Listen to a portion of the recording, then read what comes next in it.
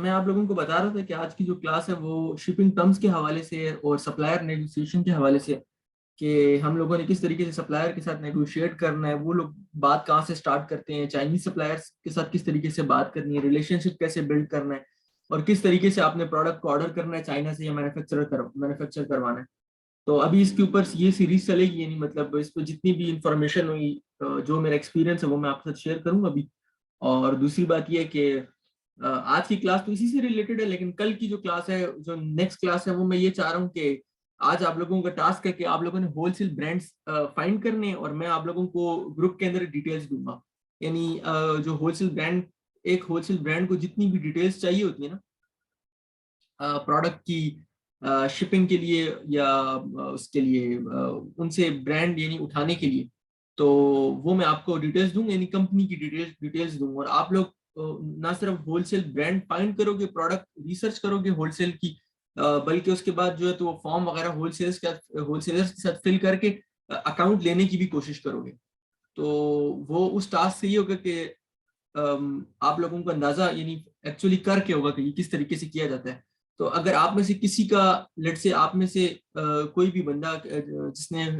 Wholesale brand successfully find किया है जो कि काम का है, ना सिर्फ ब्रांड बल्कि उसका प्रोडक्ट भी, यानी सबसे पहले तो आप प्रोडक्ट, जिस तरह मैंने आपको दिखाया कि आप लोग कहाँ से ले सकते हो, तो अगर आप लोग प्रोडक्ट वगैरह फाइंड कर लेते हो, फिर उसके बाद वो आप देखते हो कि इस प्रोडक्ट की होलसेल करना फायदा मंद है, तो आप फिर उसको उस होलसेलर को आप करके मेरी जो कंपनी की डिटेल्स है वो आप उसमें डालोगे और उससे आप अकाउंट लेने की कोशिश करोगे मेरे बिहाफ पे। तो इससे ये होगा कि हम अगर आप में से किसी का भी अच्छा ब्रांड हुआ तो हम उससे होलसेल की कुछ ना कुछ प्रोडक्ट्स परचेज कर लूंगा मैं आखिर में। तो इस तरह आप लोगों को कॉन्फिडेंस भी आएगा कि यार ठीक है, कुछ चीज आपने सर्च की थी और उसका यानी फायदा है एक्चुअली। यानी आप रिसर्च कर सकते हो होलसेल ब्रांड की, थोड़ा कॉन्फिडेंस आएगा और थोड़ा सा आपको जब आप कर रहे होगे तो तरीका आप लोगों को आएगा। तो कल की क्लास में मैं ये एक्सपेक्ट कर रहा हूँ कि आप लोगों ने ना सिर्फ ब्रांड फाइंड किए हो, बल्कि आपने उन ब्रांड्स के साथ आपने सबसे पहले आपने ब्रांड फाइंड करना है, फिर उस ब्रांड में प्रोडक्ट फाइंड करना है कि इसका हम कौन कौन से 2 या 4 प्रोडक्ट ऐसे हैं जो हम ऑर्डर करके अमेजोन पे बेच सकते हैं, जिसका हम होलसेल कर सकते हैं। तो ये 2-4 चीजें आपने फाइंड करके और उसके बाद उसको उस एक्सेल शीट में प्रोडक्ट को ASIN को और ब्रांड के नेम के साथ एक्सेल शीट में डाल देना है। मैं एक्सेल शीट भी बना दूंगा और जो मेरी कंपनी की डिटेल्स होंगी, नहीं नहीं कोई स्पेसिफिक आइटम नहीं, मैं कैटेगरी स्पेसिफिक आपको कर देता हूँ। इस तरफ आप लोग रिसर्च करें, होम एंड किचन की कैटेगरी में आप लोग रिसर्च करो, ठीक है। एक होम एंड किचन की कैटेगरी में आप देख लो कोई प्रोडक्ट आपको मिल जाए, और उसके अलावा ये होम डेकोरेशन वगैरह होती है, होम डेकोर जो है इसकी तरफ देख लो। और मोस्ट प्रोबेबली होम इम्प्रूवमेंट के प्रोडक्ट हो, होम एंड किचन के हो, कमिंग उसके भी हो सकते हैं, यानी जो ये जो चल रहा है, कोई जिस तरह फॉर एग्जांपल समर के, स्पेसिफिक समर के ना हो। हाँ ये है कि कोई भी ऐसा आइटम हो कि इट्स डुएबल हो, कोई ऐसा रैंडम प्रोडक्ट भी हो, अगर आप समझते हो कि ये डुएबल है तो ठीक है, मतलब उससे हम बातचीत कर सकते हैं। अगर गिफ्ट से रिलेटेड हो या इस तरफ हो, ऑर्नामेंट्स हो, या ऑर्नामेंट्स के अलावा वाइजर क्लिप्स होते हैं, इस किस्म की चीजें हो, छोटी मोटी कोई चीजें हो, तो जो डुएबल हो तो आप उनसे ब्रांड ले सकते हो। उनसे मैं आपको उन कंपनीज को या होलसेलर्स को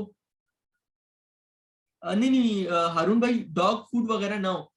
क्योंकि ऑलरेडी ये जो ब्रांड्स हैं ये डॉग फूड वगैरह ये आपको अकाउंट मुश्किल से ही देंगे। फिर भी अगर आप, चलो आप रिसर्च कर लो, अगर मुझे आप सारे उसके ऊपर प्रोडक्ट यानी सब चीजों के ऊपर पूरा उतरता है ना प्रोडक्ट, तो आप होलसेल ऐसे ब्रांड फाइंड करते हो, वो इवेंचुअली आपको डॉग फूड देने पे राजी भी हो जाते हैं, तो ये आपको एनिमल से रिलेटेड प्रोडक्ट देने पे राजी हो जाते हैं, तो अकाउंट देने पे, तो फिर हम लोग उनको अपनी कंपनी की डिटेल्स सेंड कर देंगे। मैं सबसे पहले आप लोगों को कंपनी के जितनी भी चीजें ना वो फॉरवर्ड करूंगा कि आप ये उनको दे सकते हो, और आप लोगों ने उनको स्पेसिफिकली मेंशन करना है कि क्योंकि बहुत सी कंपनी अमेजोन पे आपको बेचने नहीं देती, तो आपने उनको मेंशन करना है कि आप ऑलरेडी रिटेल कर रहे हो, रिटेल स्टोर है आपका, और आप क्या कहते हैं उसके सेल्स मैनेजर के या उसके मैनेजर के बिहाफ पर, आप ओनर के बिहाफ पे आप बात कर रहे हो, और आपने क्या कहते हैं अकाउंट लेना ही लेना है, और आप उनको ऑफिशियल ईमेल दे दोगे, वो ईमेल मेरा ही होगा। तो मैं आप लोगों को उस पे फिर मुझे जिस जिस कंपनी का भी मुझे रिस्पांस आया तो मैं ईमेल खोल के आप लोगों को बताऊंगा कि आप में से जिसने फॉर्म फिल किया था तो इस कंपनी का रिस्पांस आया। तो जो जो जैसे जैसे रिस्पॉन्स होगा, अगर किसी का रिस्पॉन्स नहीं आएगा तो वो भी मैं बताऊंगा कि आप लोग जिन ब्रांड से रब्ता किया था उनका रिस्पॉन्स नहीं आया, तो आप लोग अच्छे से फॉर्म फिल करो अपना, और उसके बाद फिर उनको फॉर्म, मुख्तलिफ फॉर्म सबमिट करो, यानी आप 10-12 कंपनियों को सेंड करो एक, एटलीस्ट मैं ये एक्सपेक्ट करता हूँ, यानी 10-12 ब्रांड फाइंड करके, क्योंकि अगर 10-12 करोगे तो शायद कोई एक रिप्लाई कर दे। तो ये जरा थोड़ा सा, ये एक एक्सरसाइज बेस्ड क्लास होगी जो कल मैं रिव्यू करूंगा, आप लोगों ने जो काम किया होगा उनको मैं रिव्यू कर लूंगा। आज मैं आपको शिपिंग टर्म्स, यूएस मार्केट, मुइस मैं मेरा होलसेल अकाउंट, मेरा सारा बिजनेस यूएस मार्केट का है ना, तो मैं अपने लिए कह रहा हूँ, तो आप यूएस मार्केट में फाइंड करो, अगर क्या पता कोई अच्छा ब्रांड मिल जाता है तो व्हाई नॉट। तो इस तरीके से इसको करेंगे। तो इसमें जितनी भी कंपनी की डिटेल्स चाहिए होंगी, जो डॉक्यूमेंटेशन में या जो फॉर्म में फिल करनी है, तो इससे आपको अंदाजा होगा कि आप लोग अपने क्लाइंट से क्या लेना चाहिए, यानी उनसे क्या डिमांड करनी चाहिए। और आप की वर्डिंग क्लियर कट होनी चाहिए, आपने कहना है कि मैं ओनर के बिहाफ पे बात कर रहा हूँ, और ये आप मैनेजर हो, और इस तरीके से आपने जाना है, ताकि आपको वो सीरियस लें। अगर आपसे पूछे कि आपने कितने तक ऑर्डर करना है, तो उसको बोलो कि आप बहुत से ब्रांड्स ऑलरेडी सेल करते हो, और बड़े बड़े बड़े ब्रांड्स मुख्तलिफ चीजों के, और आप उसकी सेल्स आप बताओ उनको कि $50,000 से अबव है, क्या कहते हैं, उसकी मंथली सेल्स बताते हो, या उसकी 3 मंथ्स की सेल्स बताते हो, तो अच्छी सेल्स बताओगे तो वो ब्रांड आपको सीरियस लेंगे, ये तरीका होता है। अगर आपने उनको कहा कि नहीं नहीं बस $500 और ये वो, आखिर में बेशक आप उसको ब्रांड को आप कह सकते हो कि but we would like to start with a test order of $500, या आपका भी जो। हेलो, आवाज नहीं आ रही आपकी। अच्छा, अभी आ रही? हेलो, वसीम भाई आपको अभी आ रही है आवाज, किसी और को आ रही? इस बाकी सब कह रहे हैं आ रही है। जी, अब आ गई, अब आ गई है। अच्छा, तो मैं ये कह रहा था कि लेट से आप ब्रांड से आपने बात किस तरीके से करनी है, आपने एक तो अपने आप को शो करना है कि आप ओनर हो, या ओनर के बिहाफ पे आप मैनेजर हो, ठीक है, यानी हायर लेवल में से हो, हायर हायरार्की में से हो। दूसरी बात, आपने उनको कि ऑलरेडी आप मुख्तलिफ बड़े बड़े ब्रांड्स जो है तो सेल करते हैं, और आप स्पेसिफिकली अमेजोन के लिए ही पूछ रहे हो, आपने अमेजोन पे सेलिंग करनी है, आप उसकी वो करनी है, रीसेलिंग करनी है, तो रिटेल आपने अमेजोन पे करनी है। आल्दो आप बोलो कि स्टोर्स हैं हमारे फिजिकल, उसमें भी हम रख देंगे, लेकिन मेजरली सेल्स, और हम we don't want any issue while selling at Amazon, और बोलो उसमें ऑथराइजेशन भी आपकी चाहिए होगी। और उसके बाद बोलो कि ऑर्डर, अगर वो पूछे ना कि आपकी क्या कैपेसिटी, आपकी सेल्स कितनी है, मिनिमम ऑर्डर कितना है, तो आपने उसमें मेंशन करो डिटेल्स में कि आप साल का 2 लाख या $2.5 लाख टर्नओवर करते हो एक एक ब्रांड के ऊपर। तो आप उसको कहो कि जो स्टार्ट में टेस्ट ऑर्डर होगा वो हम we would like to go with 1 or 2 of your SKUs, यानी जो उनके प्रोडक्ट्स हैं, और उसमें से भी आप $500 से $1,000 का आप मिनिमम ऑर्डर करोगे, जिसको ट्राई या टेस्ट ऑर्डर बोलते हैं, just to check it out कि कैसे उनकी सेल्स वगैरह कैसी, जो उनके हॉट आइटम्स है। तो इस तरीके से आपने बात उनके साथ क्लोज करनी है। तो इसको जरा जाते हैं, तो इस तरह आप लोगों को होलसेल करना भी आ जाएगा। होलसेल में देखो यही है ना, आपने अकाउंट ही लेना है ना, किसी से आपने किसी क्लाइंट के बिहाफ पे या अपने बिहाफ पे आपने उनसे अकाउंट लेना होता है होलसेल का। तो होलसेल का अकाउंट लेना इतना आसान नहीं है, तो आप जब ये करोगे, इसमें जाओगे और मुख्तलिफ ब्रांड रिसर्च वगैरह करोगे, तो थोड़ा सा हाथ साफ होगा, हाथ खुलेगा। तो ये चीज हो गई, ये बहुत जरूरी है, मतलब कल का जो टास्क है मेरे हिसाब से। तो मैं अभी क्लास करता हूँ अली बाबा के हवाले से, और अली बाबा से पहले जो है तो शिपिंग टर्म्स के हवाले से, क्योंकि जब भी आप किसी भी अली बाबा के सप्लायर के साथ बातचीत करते हो ना, तो जैसा सबसे पहली चीज आपको आती है, वो आपको प्राइस कोट करेगा भी, तो वो आपको इन्हीं टर्म्स में बात करेगा। मैं अपनी स्क्रीन शेयर करने लगा हूँ, ये स्क्रीन सबके पास आ रही है?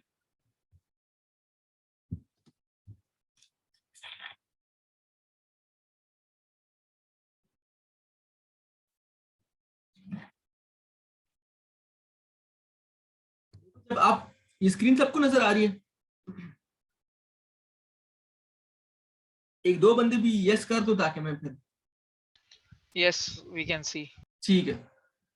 अच्छा देखो, जब भी आप किसी सप्लायर को अली बाबा पर मैसेज करोगे ना, तो आपको वो जो बायर, जो सेलर होगा ना, यानी मैन्युफैक्चरर होगा, ये यहाँ जिस जगह पे मैंने माउस को पॉइंटर रखा हुआ है, तो जो मैन्युफैक्चरर होगा वो आपको जो प्राइस कोड करेगा वो हमेशा EXW प्राइस होगी। अच्छा, इसमें आपको स्टार्ट का ये समझा दूं कि ये जो ग्रीन कॉलम है ना, ग्रीन कॉलम का मतलब है कि कॉस्ट, यानी मतलब ये कॉस्ट सेलर पे आएगी कि बायर पे आएगी। अगर कॉस्ट सेलर पे आएगी तो वहां से ग्रीन है, यानी ये EXW यहाँ से सेलर की कॉस्ट है। और यहाँ से बायर की कॉस्ट, जितनी भी रेड कॉलम्स है इसका मतलब है कि यहाँ से जो कॉस्ट है ना वो बायर को शिफ्ट हो जाएगी, और जो जितनी भी ग्रीन कॉलम्स है उसका मतलब है कि कॉस्ट सारी सेलर पे करेगा। एक तो ये बात है। दूसरी बात ये कि ये जो येलो कॉलम है ये वो शो करते हैं कॉस्ट बायर की तरफ शो करते हैं, ग्रीन कॉलम जो है तो कॉस्ट जो है सेलर की तरफ शो करते हैं। इसी तरह रिस्क किसका होगा या इंश्योरेंस के पैसे कौन देगा, वो जो ब्लू कॉलम है वो शो कर रहे हैं कि सेलर जो है तो देगा, और रेड कॉलम शो कर रहे हैं कि बायर देगा। तो ये जितनी भी टर्म्स है, ये एक एक टर्म को मैं एक्सप्लेन करता हूँ क्या होगी और किस जगह पे आपका काम आता है। सबसे पहले आपको शिपिंग के दो तरीके से शिप होती है, एक सी शिपिंग है, एक एयर शिपिंग है, यानी एक एयर फ्राइट है और एक सी शिपिंग है। तो या आपने उनसे सी शिपिंग करवानी होती है या आपने एयर शिपिंग करवानी होती है, वो डिपेंड करता है कि आपका क्लाइंट क्या चाहता है, आप क्या चाहते हो, सामान ज्यादा है थोड़ा है, टेस्ट ऑर्डर है या असल में कोई बहुत बड़ा ऑर्डर है। जाहिर सी बात है जब बड़ा ऑर्डर होता है या वो ज्यादा है तो आप कंटेनर ही ऑर्डर करोगे, तो उसके यानी कंटेनर के ऊपर या जगह आप लोगे थोड़ी सी, या सी शिपिंग लोगे उसकी कॉस्ट भी कम होती है। लेकिन अगर आप कोई 100-500 यूनिट के साथ जा रहे हो, जो मतलब ये कोई इतनी ज्यादा ऑर्डर नहीं है, तो इसमें आप एयर फ्राइट की तरफ जा सकते हो। तो मैं पहले आपको ये बता दूं कि कौन सी टर्म्स जो है तो एयर फ्राइट के लिए और कौन सी टर्म्स जो है तो उनके लिए। ये जो एफओबी की टर्म है ना, एफओबी, एफएएस, सीएफआर एंड सीआईएफ, ये जो होती है वाटर बेस्ड शिपमेंट की टर्म होती है, ठीक है। यानी मतलब इनलैंड यानी जो ओशन के सबसे पहले ओशन के थ्रू जो है तो चीजें आप तक पहुंचती हैं, फॉर एग्जांपल पोर्ट पे पहुंचती हैं, उसके बाद जो इनलैंड यानी वहां से जो ट्रांसपोर्टेशन होती है, तो उसके लिए ये एफओबी, एफएएस, सीएफआर, और ये एफएएस का मतलब है फ्री अलोंग साइड शिप। इसमें क्या होता है कि शिप के ऊपर ही आपको अलोंग साइड जगह मिल जाती है थोड़ी सी, तो उसके ऊपर आप शिप करते हो। इसमें कॉस्ट एंड फ्राइट जो है आ जाती है, सीएफआर में कॉस्ट एंड फ्राइट आती है। The seller is responsible for bearing the shipping cost until the named import port, यानी मतलब जहां तक जो कॉस्ट होती है वो सेलर की रहती है इस जगह तक में। ये यानी carriage sea to air import port तक, जहां तक इंपोर्ट पोर्ट है ना, जिस इंपोर्ट पे बुलाया गया। फॉर एग्जांपल इंपोर्ट पोर्ट क्या है कि लेट्स से अमेज़न पे मुझे आइटम शिप करना है, ठीक है, चीज मेरी पड़ी हुई चाइना में, तो वो होगी एक्सपोर्ट या ओरिजिन पोर्ट होगी। Transport to the export port यानी मतलब जो ट्रांसपोर्ट लगेगी, मैन्युफैक्चरर का मतलब है सबसे पहले ओरिजिन, यानी जिस जगह पे जो फैक्ट्री में मैन्युफैक्चरर है वहां सामान पड़ा हुआ है। Transport to the export port का मतलब ये आएगा कि transport to the export port मतलब उस फैक्ट्री से जब ट्रक में सामान जाएगा पोर्ट तक, यानी किसी ट्रक में, किसी सुजुकी पे, किसी न किसी व्हीकल में जाएगा, उसकी जो पेट्रोल का खर्चा होगा, जो ट्रांसपोर्ट कॉस्ट होगी, वो कौन पे करेगा। Unloading of carriage in export port मतलब कि वहां उस ट्रक से सामान उतार कर उस एक्सपोर्ट पोर्ट के ऊपर रखा, यानी चाइना में जो पोर्ट है उसके ऊपर सामान रखा जाएगा, तो वो कौन, उसकी कौन कॉस्ट पे करेगा और उसका रिस्क किसका होगा। यानी उस जगह पे अगर सामान खराब हो जाता है तो रिस्क किस बंदे का होगा, सेलर का होगा कि बायर का होगा। इसी तरीके से loading on to the vessel का मतलब है कि जिस वक्त सामान वहां पोर्ट से उठा के जो वेसल शिप जा रही है उसके ऊपर। मेरी आवाज वगैरह सबको क्लियर है?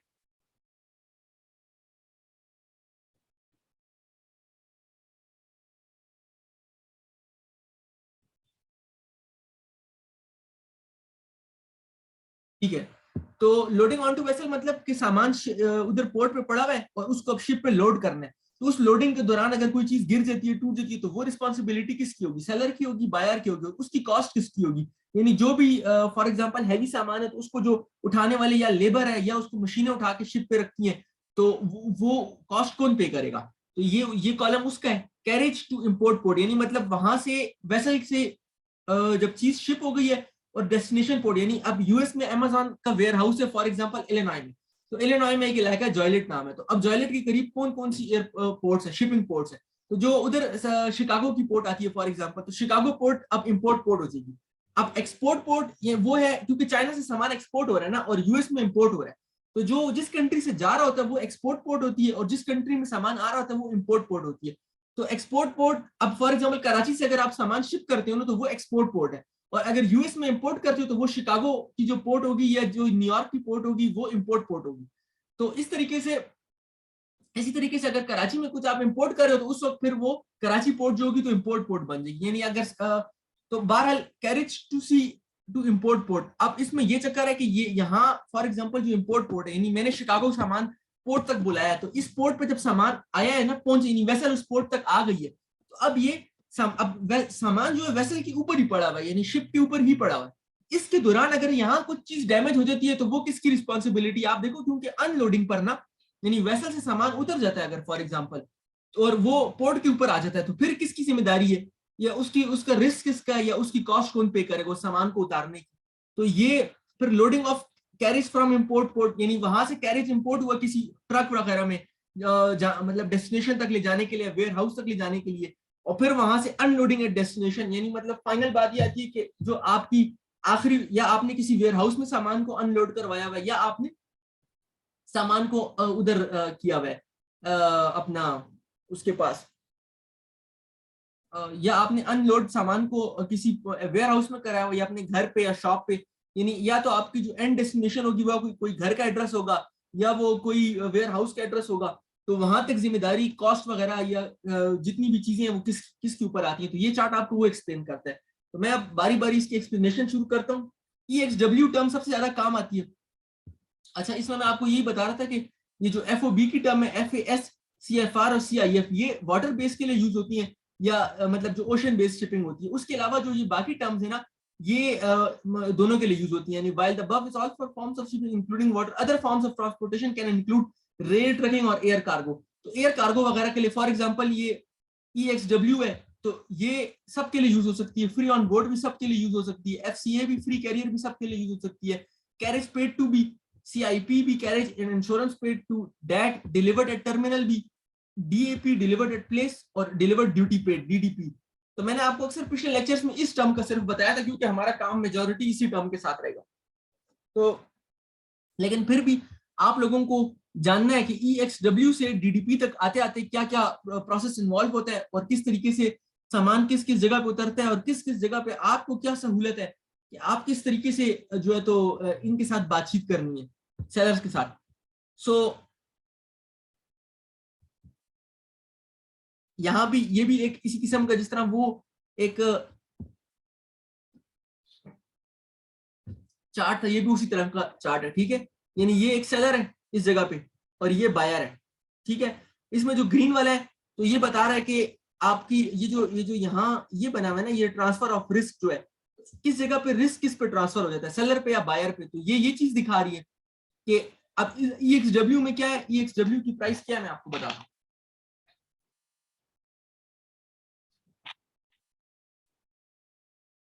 आप किसी मैन्युफैक्चरर से बात करते हो ना, जो पहली प्राइस आपको वो कोट करेगा ना, तो वो आपको EXW की प्राइस कोट करेगा। मतलब वो आपको कहेगा कि ये सामान मेरे पास यहाँ जो पड़ा हुआ है ना, इसकी ये प्राइस है। तो जो भी आपको वो पहली प्राइस कोट करेगा वो EXW होगी। बाज वो साथ लिख देंगे कि फॉर एग्जांपल आप कहते हो कि एक यूनिट मुझे कितने में पड़ेगा, वो आपको कहते हैं $1.5 में पड़ेगा, तो आगे वो लिख देगा कि $1.5 EXW। तो इसका अगर उसने EXW लिख दिया, तो आपको ये बात पता होनी चाहिए कि इस EXW में कोई भी ट्रांसपोर्ट कॉस्ट इन्वॉल्व नहीं है, किसी किस्म की शिपिंग इन्वॉल्व नहीं है, किसी किस्म की कस्टम ड्यूटी इन्वॉल्व नहीं है, सब कुछ आप यानी यहां से, और इसमें ये भी इन्वॉल्व नहीं है कि वो उधर से अपने वेयर हाउस से भी उठाएगा। अगर आप EXW की प्राइस पे परचेस करते हो कोई चीज ना, तो आपने सब चीजें, ये रिस्क, जितना भी रिस्क होगा और जो भी क्या कहते हैं मामलात हैं, वो आपके ऊपर आ जाएंगे। तो आपने क्या करना है फिर, फॉर एग्जाम्पल आप EXW प्राइस पे राजी हो गए, तो बस आपको जो मैन्युफैक्चरर है वो कहेगा कि आपका सामान मेरी फैक्ट्री में ये फलानी जगह पे पड़ा हुआ है, ये उसकी पैकिंग स्लिप है, ये उसके नंबर्स हैं, आपको नंबर देगा और आप यहाँ से उठवा लो। फिर आप चाइना में, जिस तरह हमारे पाकिस्तान में कैरियर है, TCS है, ये वो, इस तरह आप चाइना में कोई कैरियर ढूंढोगे,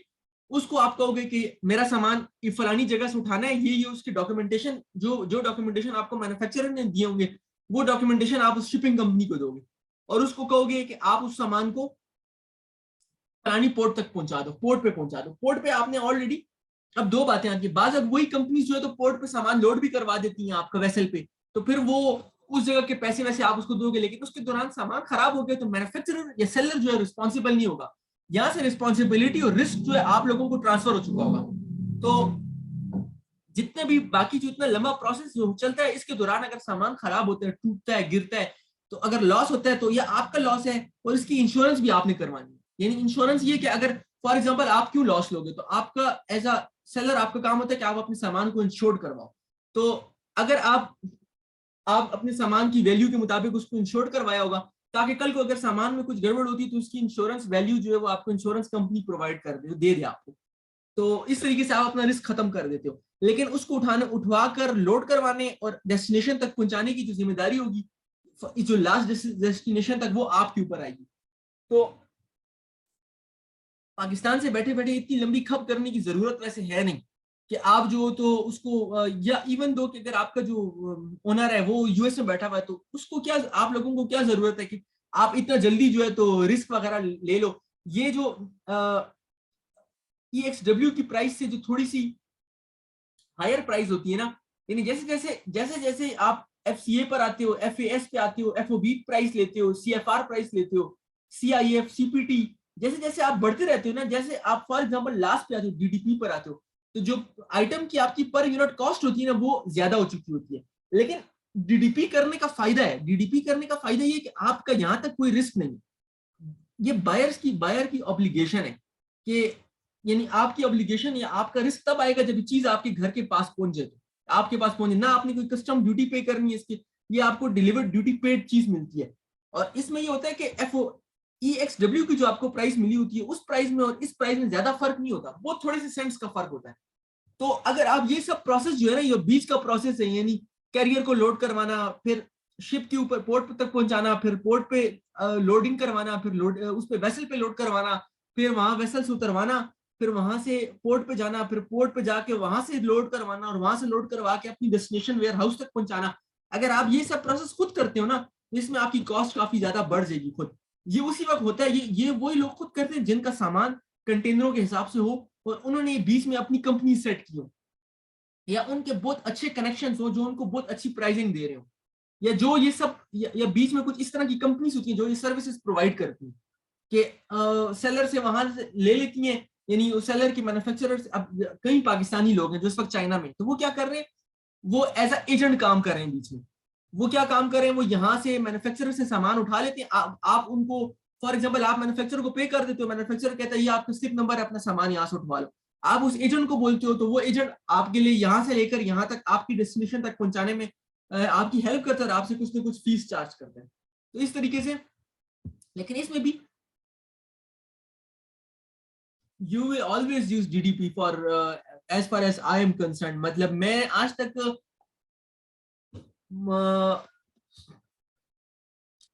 जितने भी किए ना, जितनी भी अपनी शिपमेंट की है मेजोरिटी मैं DDP ही की है।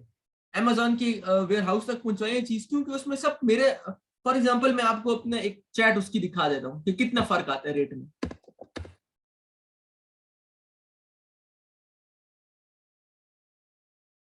वसीम भाई, ये टर्म्स जो है शिपिंग टर्म्स है, पेमेंट टर्म्स, शिपिंग टर्म्स, इसको आप कह सकते हो। Basically these are shipping terms, यानी प्राइसिंग वगैरह हो गई। तो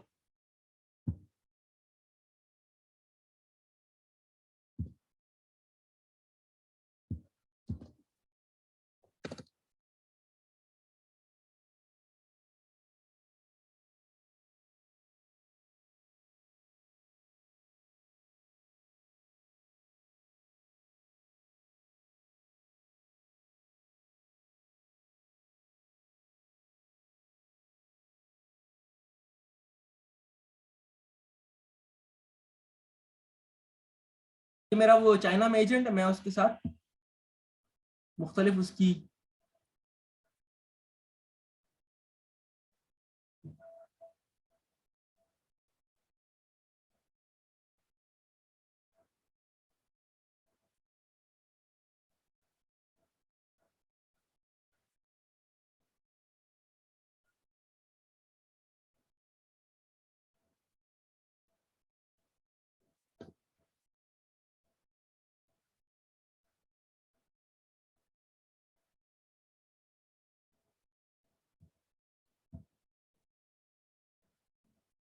अच्छा देखो इसमें,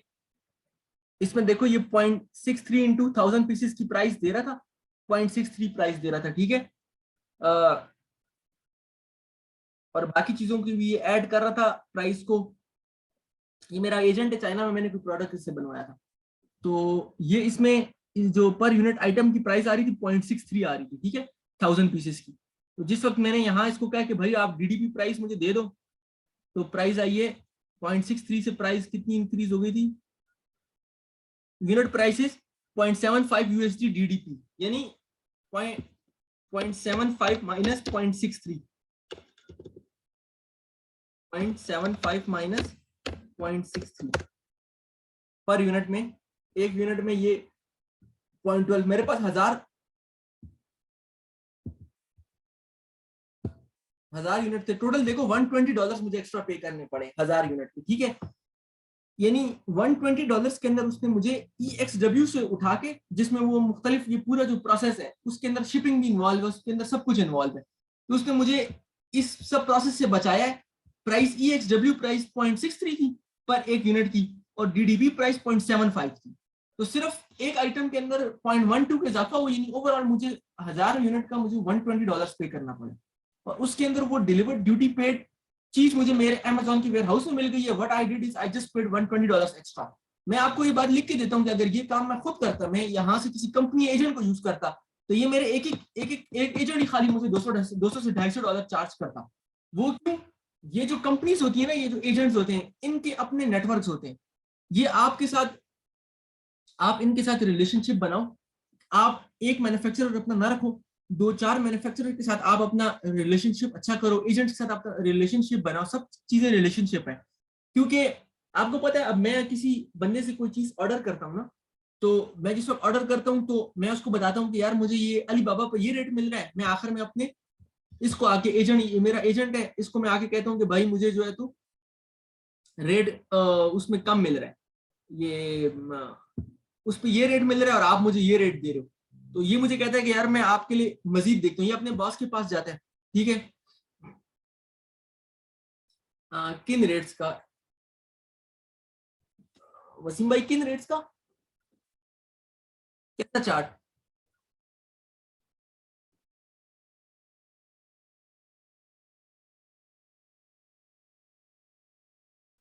वसीम भाई अपना माइक अनम्यूट कर ले।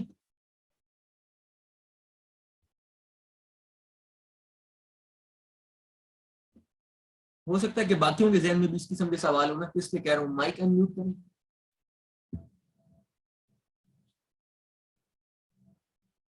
देखो वसीम भाई, इसमें बात ऐसी है कि नहीं नहीं वसीम भाई, ये तो डिपेंड करता है आइटम पे कि हर आइटम का रेट अलग होगा, कोई परसेंटेज इस पे नहीं होती, हर कंपनी का अलग रेट है। वहीं for example Pakistan post shipping करती है सस्ते में और TCS शिपिंग करती है वही आइटम, मैं आज पाकिस्तान पोस्ट पे जाता हूँ, छोटा सा आइटम है तो वो मुझसे 60-70 रुपीज भी कोई आइटम पे लेते हैं, किसी आइटम पे वो मुझसे 200 रुपए लेते हैं, वही आइटम जो है तो TCS $450, $600 कहता हूँ रुपीज जो है मुझसे चार्ज करती है TCS, तो उनके रेट में उसमें 400 रुपए का डिफरेंस है एक आइटम पे। तो इसी तरीके से जो मुख्तलिफ कंपनीज होंगी, तो जिसमें तो एक कंपनी तो इन्वॉल्व फिर नहीं होगी ना, तो हर कंपनी का अलग रेट होगा, इसका कोई डेफिनेटिव चार्ट वगैरह नहीं है परसेंटेज का, लेकिन आप रफली जब आप कंपनी से बात करेंगे या उनको मैसेजेस करेंगे तो आपको अंदाजा होगा कि ओवरऑल आपको जो शिपिंग कॉस्ट है तो वो ज्यादा ही पड़ेगी, अगर आप ये सब प्रोसेस आप खुद कर रहे हो, ये कॉस्ट कम पड़ती है तब ये सब रेट्स, ये आपको फायदा होता है। ज्यादातर अब जो गाड़ियां वगैरह आती है ना पाकिस्तान में, उसमें क्योंकि यहाँ इम्पोर्ट ड्यूटीज वगैरह बहुत है, तो वो लोग यहाँ उनके एजेंट्स और यहाँ उनके ताल्लुकात होते हैं जिसमें वो ड्यूटीज बचा सकते हैं, तो वो FOB करवाते हैं उनसे। FOB में क्या होता है,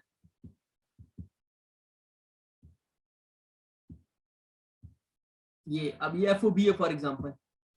इसमें क्या है भाई, इसमें यह है कि मैन्युफैक्चरर ने यहाँ तक लोडिंग ऑन टू वेसल तक सेलर की रिस्पॉन्सिबिलिटी है, कॉस्ट भी सेलर की है, और क्या कहते हैं ये जो इंश्योरेंस है रिस्क है वो भी सेलर का है। जैसे ही इंपोर्ट पोर्ट पे चीज पहुंच जाती है, यानी फॉर एग्जांपल चीज पाकिस्तान पहुंच गई, तो वहां से बायर ने चीज उठानी है और उसकी कॉस्ट, उसकी कस्टम ड्यूटी क्लियरेंसेस, उसकी हर चीज जो है तो बायर के जिम्मे है, तो इसलिए FOB टर्म बहुत ज्यादा यूज होती है गाड़ियों की इंपोर्ट में, इंपोर्ट एक्सपोर्ट के कारोबार में ये FOB ही यूज होती है। फॉर एग्जाम्पल जापान से आप कोई गाड़ी मंगवा रहे हो, तो सेलर जो है तो ये जापानी कंपनी जो है वो सिर्फ वेसल पे लोड करने तक अपना रिस्क वगैरह लेगी, अपने आपको पैसे बताएगी, और यहाँ से जिस वक्त पाकिस्तान चीज पहुंच जाएगी तो कोई जितनी भी ड्यूटी वगैरह होगी, जो कुछ होगा वो आप खुद पे करोगे, या आप किसी कस्टम क्लियरेंस एजेंट को यूज करोगे। फॉर एग्जांपल आप यहाँ तो लोगों के ताल्लुकात पे काम होता है, तो अगर आप फॉर एग्जांपल अगर आप DDP करवाते हो तो जो आपकी ओरिजिनल गाड़ी की ड्यूटी बनती है या वो कंपनी उधर वो वही पे करेंगी। बास कंपनीज तो FOB ऑफ DDP ऑफर भी नहीं करती है, FOB ऑफर करती है। जो बड़े मैन्युफैक्चरर्स होते हैं वो कहते हैं यार एफओपी आप हम ये डीडीपी वाला काम नहीं करते, क्योंकि उनको पता है इसमें खप है ना, इसमें जो मसले हैं वो आप तक आ जाते हैं। तो उसमें फिर आपकी मजबूरी होती है मिडिल एजेंट्स को यूज करना, जो कि आपके लिए सारा प्रोसेस करें। और जो लोग मिडिल एजेंट्स को यूज नहीं करते, ये उसी तरह है कि आप किसी आज आप पाकिस्तान में किसी कचहरी में जाते हो तो बाहर वो टाउट खड़े होते हैं, तो वो आपको कहते हैं कि आप हमें 500,000 रुपए दे दो। मैं अपना एक वाक्य आपसे शेयर करता हूँ। मैं कंपनी, मेरी फर्स्ट एवर कंपनी थी, उस वक्त मैं 9th क्लास में था, 9th स्टैंडर्ड में था। मैं कचहरी चला गया, वहां बाय टाउट खड़ा हुआ था। टाउट ने मुझे कहा कि कंपनी में सारी आपकी, उस वक्त ये ऑनलाइन कंपनी का,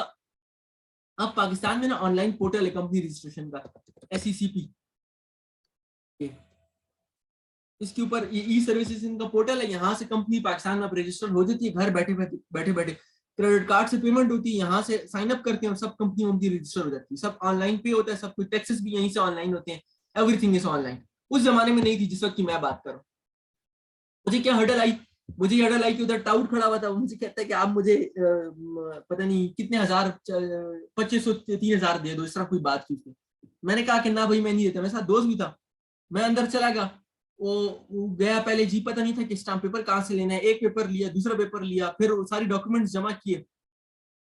इन दी एंड अच्छे मेरा पूरा दिन लगा वहां। उसके बाद 1-2 ऑफिस विजिट किए, वहां से साइन लिए, कंपनी फॉर्म फिल किए, वापस फिर कचहरी आए, फिर एक पेपर बनाया, उसके ऊपर नोटरी का वो स्टैंप वगैरह लगाई, पूरी वो सारी डॉक्यूमेंटेशन तैयार की। तो